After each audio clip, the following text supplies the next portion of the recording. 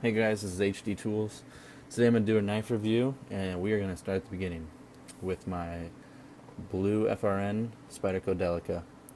This was one of my first knives that got me into knife collecting and just knives in general, because after seeing the high quality that I got out of this knife, it just drew me in, and now I am in love with knives, and I love every part of them.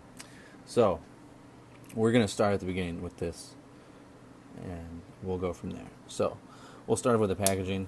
This is just a basic Spyderco box. You know, they all come in these things. Inside you just got some bubble wrap packaging there that the knife goes in, and then some paperwork. Not a big deal. We'll just put that off to the side. And we'll get to the knife. So this knife, we are going to start at the blade and go back. So the blade is VG10 steel, made in Seki City, Japan. It has a flat grind blade with a 12 millimeter thumb hole. It's either 12 or 13. I believe it's 12 though. So decently sized thumb hole. It's not going to be the greatest for if you're using this a lot with gloves on. It's not super easy to open with gloves on.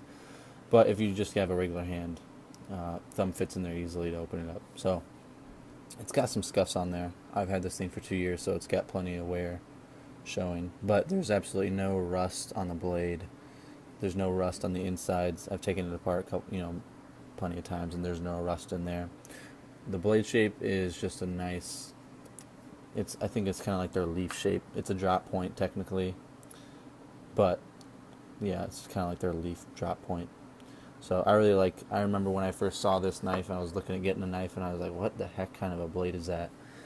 And I did not like them at all. The opening hole is weird. That's not normal. And so it was kind of weird seeing it, but I ended up falling in love with it. And now I love Spydercos. They are my favorite knives. So that's the blade. We'll move back and we'll just look at the handles. These are FRN handles, which is fiberglass reinforced nylon. FRN, yeah. And so it's blue, and it's got bidirectional texturing all over this. It's just like little squares that stick up. Gives you a lot of texture both directions. Both directions, you get a lot of purchase there. And so you've got that, and then you've got some jimping right here, and then really nice jimping on the thumb ramp. And when you have this in your hand, it's just, you got a solid lockup with your hand. That thing's not going anywhere. And so very nice lockup. I love the jimping the Spyderco does. They have got the best jimping I've ever seen on a knife. So that is really nice there. We will, let's see, go to the lockback. It is a lockback knife, and you can maybe hear this click. It doesn't have as hard of a lockup, I'd say, as it did when I first got it. Not quite as loud and snappy, but it still locks up really nice. Just a tiny bit of side-to-side play. No up and down play, just a tiny bit side to side. So it's holding up great for 2 years of use. Yeah. And then this lockback has got the David Boyle dent, I believe, is the name of the guy who created this. And it's not a big indent at all. You can see it's just kind of, it's, a little guy, but I don't know, it does well, and it makes the knife easier to open. So that's nice, open or close, I guess. So we'll move on. On the inside, there is some liners. They are milled out. And I'll get my flashlight here. You can see them in there, milled out. So they give the knife some good structure and some good integrity without adding too much weight to them. I believe this knife is 2.3 ounces. So very nice and light. Falls into your pocket and you forget about it, until you need it. And then it's there, and it does awesome.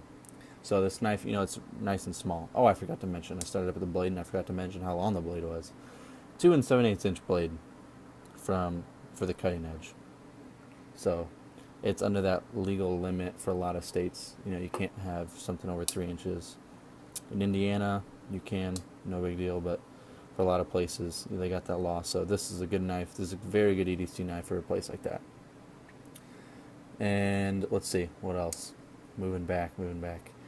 Let's come to the pocket clip. Pocket clip on most Spydercos, unless maybe you get them directly from Spyderco from the outlet store, come with a black coated pocket clip.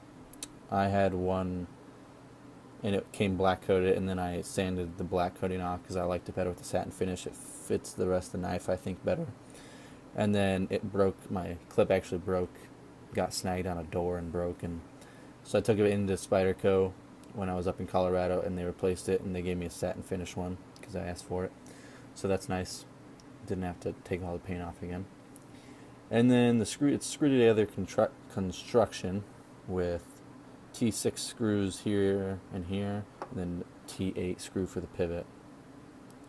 And we're back to the lanyard hole. And the lanyard hole is small, maybe about an 1/8 inch in diameter.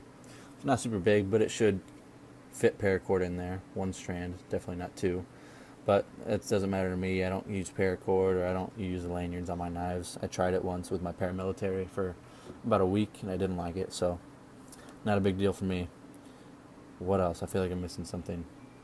Oh yes, the pocket clip is 4-way directional, so you can have it tip up or tip down, right or left-handed carry, which is really nice. I have mine left-handed carry tip up because I'm left-handed. So, and I just made that change a little while ago. So it's working out for me really well. So I think that's about it, guys. One thing I do want to do, I want to give a shout out to John Grimsmo, who is a knife maker out of Canada, and he's got this really awesome YouTube channel. You guys should definitely look it up if you haven't heard of him before. And he makes his own knives, and they are sick. They're so cool, and he does all these nice custom inlays and just so many customizations to all the knives that he makes. And he just, in all of his videos, he's got Knife Making Tuesday videos, and he goes through and he shares with all of his viewers the process that he goes through making all these things. And he shares all of his achievements and all of his setbacks. You know, when he's making something goes wrong, he doesn't just hide it, throw it under the carpet.